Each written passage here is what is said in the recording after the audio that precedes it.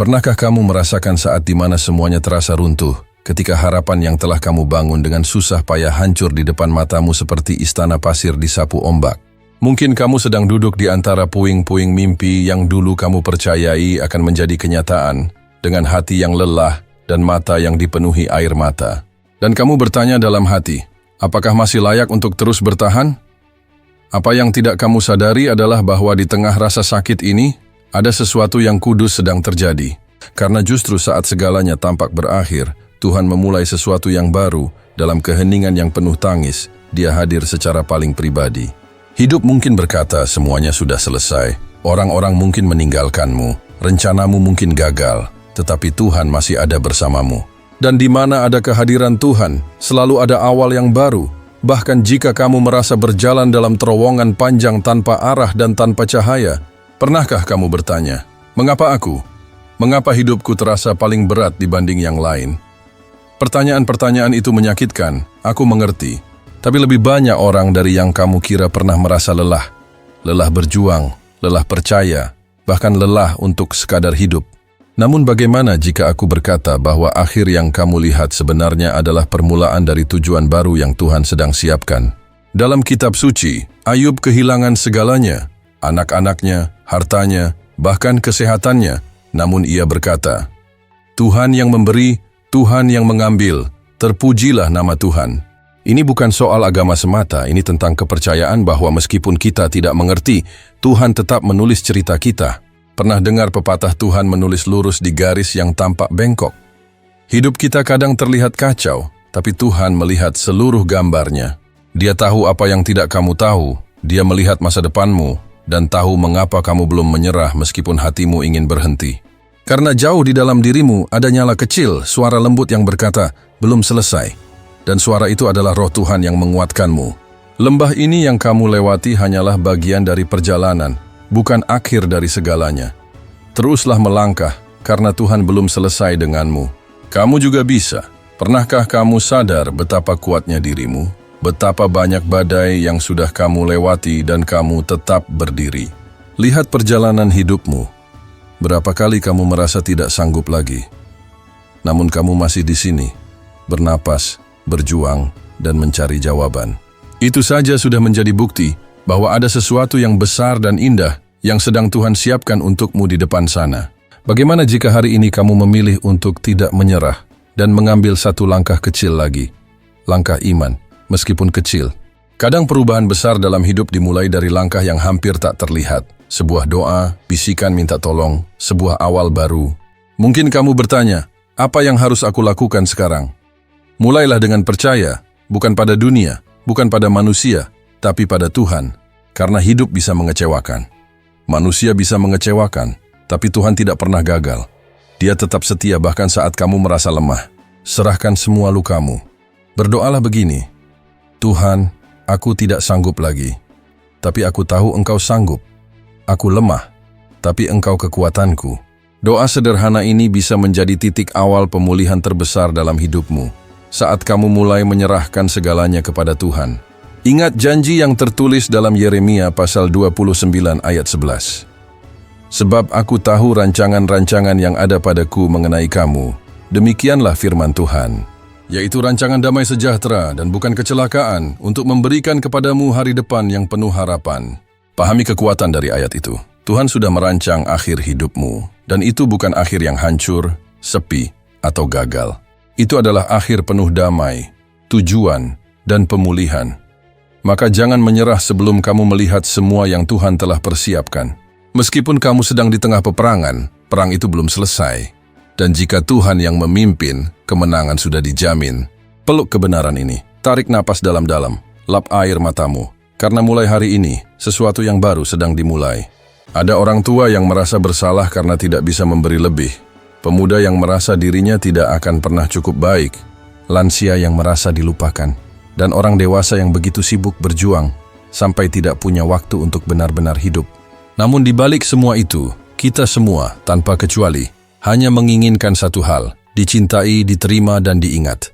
Dan inilah kebenaran yang bisa mengubah segalanya. Kamu sudah dilihat oleh pribadi yang paling penting.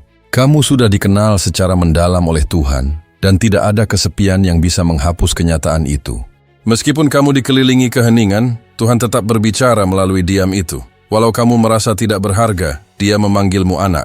Mungkin kamu merasa tidak ada yang mengerti dirimu, tetapi Tuhan mengenal setiap sudut hati dan pikiranmu. Berapa kali kamu curhat ke seseorang dan merasa tidak benar-benar didengarkan? Berapa kali kamu takut terlihat lemah saat ingin bicara? Berapa kali kamu menahan tangis hanya demi menjaga kedamaian atau supaya orang lain tidak khawatir? Dan saat malam tiba, kamu berbaring di bantal yang basah oleh air mata, mencoba meyakinkan diri bahwa semuanya akan baik-baik saja.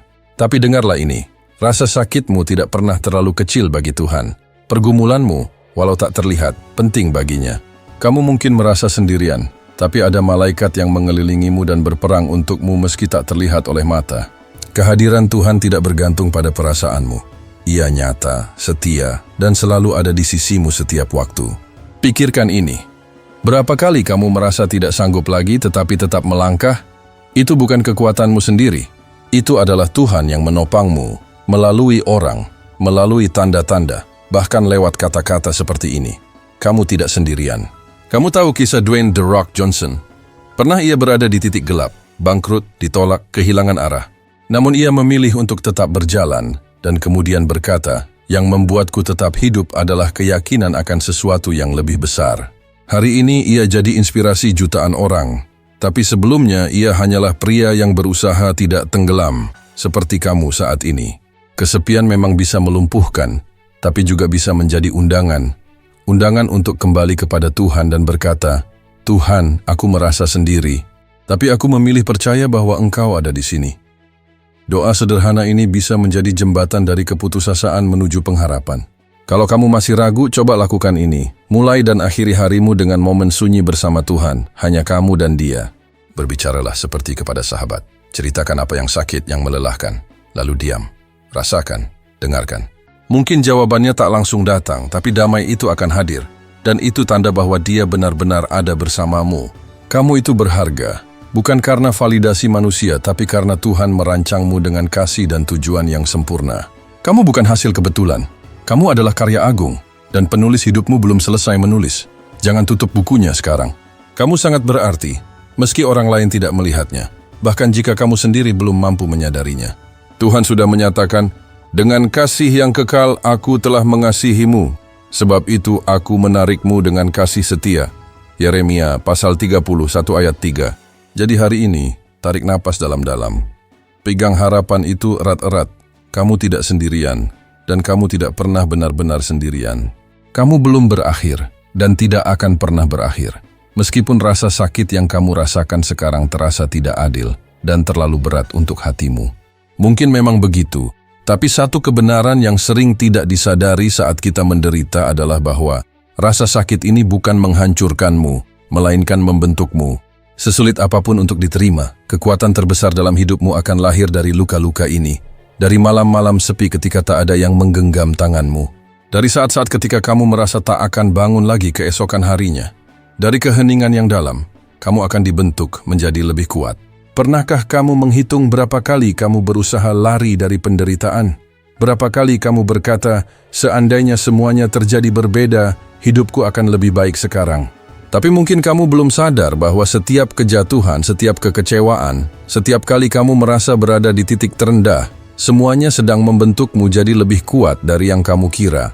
Dalam surat kepada jemaat di Roma, pasal 5, ayat 3 dan 4 tertulis, kesengsaraan menimbulkan ketekunan, ketekunan menimbulkan tahan uji, dan tahan uji menimbulkan pengharapan.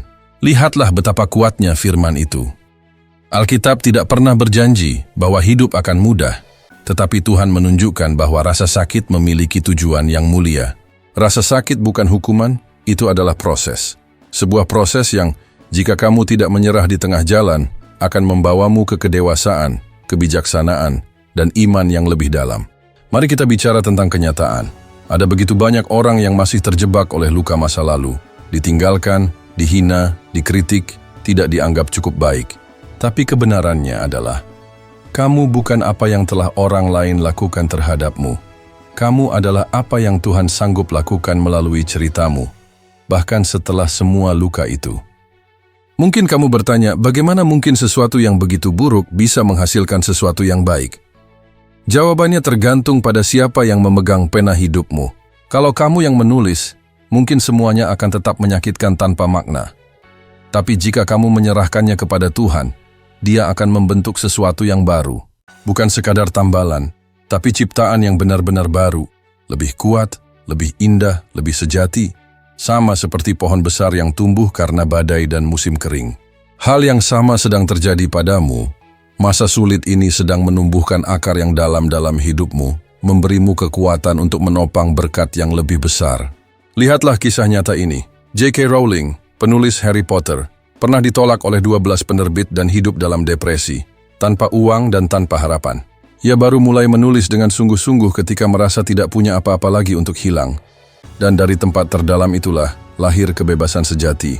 Dia menjadikan rasa sakit sebagai tinta dan menciptakan kisah yang menyentuh generasi. Kamu pun bisa melakukan hal yang sama, mengubah luka menjadi kekuatan. Karena siapapun yang telah melewati penderitaan dan tetap berdiri, memiliki otoritas sejati dan hati yang mampu mengerti luka orang lain dengan penuh belas kasih. Mulailah memiliki empati, kepekaan, dan kasih. Tapi untuk itu terjadi, kamu harus memilih untuk tidak menutup diri, tidak mengeraskan hati, tidak menjadi batu. Karena proses hanya membentuk kekuatan jika hati tetap bersedia belajar. Seperti emas yang dimurnikan dalam api, panasnya tidak menghancurkan, melainkan menyucikan. Daripada bertanya, mengapa ini terjadi padaku? Mungkin sudah waktunya bertanya, apa yang Tuhan ingin lahirkan di dalam diriku melalui ini? Ya, Tuhan bisa menciptakan keindahan dari abu, mengubah luka menjadi tujuan, tetapi kamu harus memberi izin, kamu harus tetap melangkah. Kamu harus melalui api tanpa menyerah di tengah jalan. Meskipun sudah berapa kali kamu ingin berhenti karena rasanya terlalu berat. Berapa kali rasa sakit membuatmu merasa sesak, ingin menghilang, mematikan semuanya. Tapi justru disitulah letak mujizatnya. Karena meskipun melalui semua itu, kamu masih di sini. Itu bukan hal sepele. Itu adalah ketahanan. Itu adalah iman. Itu adalah kekuatan yang tak kamu sadari. Mungkin sekarang kamu sedang mengalami kehilangan yang tak bisa dijelaskan. Mungkin hatimu begitu lelah hingga sulit berdoa. Tapi dengar ini, kamu tidak perlu mengerti semuanya sekarang. Kamu hanya perlu terus berjalan, meski pelan, meski tanpa arah, meski tanpa jawaban. Karena Tuhan ada di jalan itu. Dia adalah jalan itu. Dan sekarang aku ingin menantangmu, sebuah tantangan yang tidak butuh biaya, tapi bisa mengubah segalanya. Selama 30 hari ke depan, setiap kali kamu merasa sakit, takut, atau frustrasi, berhentilah sejenak dan katakan, Tuhan, apa yang ingin Engkau ajarkan kepadaku lewat ini? Jangan hanya berkata, ambil rasa sakit ini, tetapi katakan, ubahkan aku melalui rasa sakit ini. Tuliskan jawabannya, catat yang kamu rasakan. Mungkin di akhir 30 hari itu, kamu masih menghadapi hal yang sama, tetapi dengan hati yang berbeda, lebih kuat, lebih penuh iman, lebih siap menghadapi yang akan datang. Karena ya, selalu ada sesuatu setelahnya. Dan saat itu datang, kamu akan sadar bahwa semua penderitaan itu adalah pelatihan, sekolah, medan perang. Kamu akan melihat kembali dan bersyukur karena tidak menyerah. Jadi untuk sekarang, teruskan saja. Satu hari setiap kali. Satu doa setiap kali. Karena apa yang sedang Tuhan lakukan di dalam dirimu jauh lebih besar daripada rasa sakit yang kamu rasakan sekarang. Dan layak untuk diperjuangkan. Iman bukanlah keyakinan bahwa semuanya akan berjalan sesuai keinginan kita. Iman adalah keyakinan bahwa Tuhan tetap memegang kendali di tengah kekacauan. Mudah untuk berkata kita beriman saat semuanya baik, keuangan stabil, hubungan damai, kesehatan sempurna. Tapi bagaimana saat semua itu mulai runtuh? Saat hasil tes medis buruk, saat pekerjaan hilang, saat orang pergi, saat impian mati. Disitulah iman sejati diuji. Berapa kali kamu ingin tahu masa depan hanya untuk memastikan bahwa semuanya akan sepadan untuk diteruskan? Pernahkah kamu berharap ada tombol untuk melewati musim ini? Pernahkah kamu berkata, kalau aku tahu ini akan berhasil, aku akan tahan sedikit lagi. Tapi iman tidak bekerja seperti itu. Ia tidak memberimu peta penuh, hanya langkah berikutnya. Dan justru di langkah itu, ketika kamu maju meski belum melihat keseluruhan jalan, hal-hal supranatural mulai terjadi. Kitab Ibrani pasal 11 ayat 1 berkata, "Iman adalah dasar dari segala sesuatu yang kita harapkan dan bukti dari apa yang tidak kita lihat." Itu artinya, kamu tidak perlu melihat untuk percaya. Kamu harus percaya terlebih dahulu sebelum kamu bisa melihat. Iman adalah jembatan dari keadaanmu saat ini menuju tempat yang Tuhan ingin bawa kamu. Menyeberangi jembatan itu butuh keberanian, karena seringkali terlihat rapuh, sempit, bahkan berbahaya, tapi itu satu-satunya jalan. Banyak orang menunggu hidup berubah dulu baru percaya, tapi yang benar-benar mengubah hidup adalah percaya dulu sebelum melihat hasilnya. Iman adalah kekuatan yang mendorong perubahan. Ia menggerakkanmu saat logika membuatmu diam, dan menopangmu saat ketakutan ingin menghentikanmu. Kamu yang sedang mendengarkan mungkin berada di masa sulit, dan yang kamu inginkan hanyalah jaminan bahwa semuanya akan baik-baik saja. Namun mungkin Tuhan sedang berkata, "Percayalah kepadaku, meskipun kamu belum melihat apapun saat ini, bukan untuk menguji, tapi untuk membentuk." Dia ingin menunjukkan bahwa kamu bisa mengalami sesuatu yang jauh lebih besar dari apa yang kamu bayangkan. Tapi itu hanya terjadi jika kamu percaya. Mari kita bawa ini ke kehidupan nyata.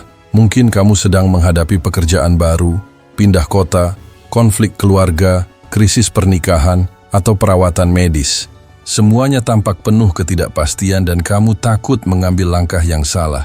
Tapi ingat, iman tidak butuh kepastian manusia, hanya kepercayaan penuh pada Tuhan. Saat kamu menyerahkan kendali, Tuhan mulai bekerja, dan iman bukan kebutaan, tapi pandangan yang melampaui apa yang bisa dilihat oleh mata. Lihat kisah nyata ini. Nick Vujicic lahir tanpa lengan dan kaki. Bisa bayangkan rasa sakit, penolakan, dan ejekan yang ia alami sejak kecil. Pada usia 10 tahun ia sempat ingin mengakhiri hidupnya, tetapi suara dalam dirinya berkata, ini belum berakhir, dan dia memilih untuk tetap percaya. Hari ini, dia keliling dunia membawa pesan harapan, bukan karena semuanya jadi sempurna, tapi karena dia memutuskan untuk percaya, meskipun tidak melihat. Sekarang aku ingin bertanya dengan tulus, apakah kamu berani melangkah dengan iman walau tanpa jaminan? Percaya Tuhan bahkan saat tanah terasa goyah? Jika jawabanmu iya, meski dengan ragu dan takut, itu sudah cukup. Sebab Tuhan tidak mencari iman yang sempurna, hanya hati yang mau percaya. Ini adalah latihan rohani dalam iman. Selama 21 hari ke depan, mulailah setiap pagi dengan sebuah pernyataan iman. Ucapkan dengan suara keras, meskipun hanya berbisik. Aku berjalan dalam iman, bukan karena melihat, Tuhan yang memegang kendali, dan aku percaya rencananya untukku. Tulis kalimat ini. Tempelkan di cermin, di pintu kulkas, atau di dashboard mobilmu, dimanapun kamu sering melihatnya. Dan setiap kali rasa takut menyerangmu, ulangi kalimat itu, nyatakan dengan keyakinan. Karena iman akan bertumbuh ketika terus diberi makan. Jika kamu lakukan ini selama 21 hari, jangan berharap semua masalah akan lenyap begitu saja, tetapi bersiaplah untuk perubahan dari dalam dirimu. Kamu akan mulai melihat dunia dengan cara yang berbeda, sikapmu akan berubah, kekuatanmu akan bertambah, dan damai sejahteramu akan semakin dalam. Karena iman bukan soal mengubah dunia luar, tetapi tentang bagaimana Tuhan membentuk hati dan pikiran kita dari dalam. Mungkin kamu merasa berada di ujung jalan, tetapi apa yang kamu anggap sebagai akhir, Tuhan melihatnya sebagai awal yang baru. Jembatan yang menghubungkan antara akhir dan awal itu bernama iman. Dan itu adalah jembatan yang hanya bisa dibangun bersama Tuhan. Jadi, tarik napas dalam-dalam, tegakkan kepalamu dan ambillah langkah itu. Meskipun dengan tubuh gemetar dan hati yang belum yakin. Karena Tuhan akan menopangmu, Dia selalu melakukannya dan sekarang pun Dia tidak akan pernah melepaskan tangannya darimu. Percayalah padanya dalam setiap langkah dan setiap saat, dan kamu akan menyadari bahwa imanmu lebih kuat dari yang kamu kira.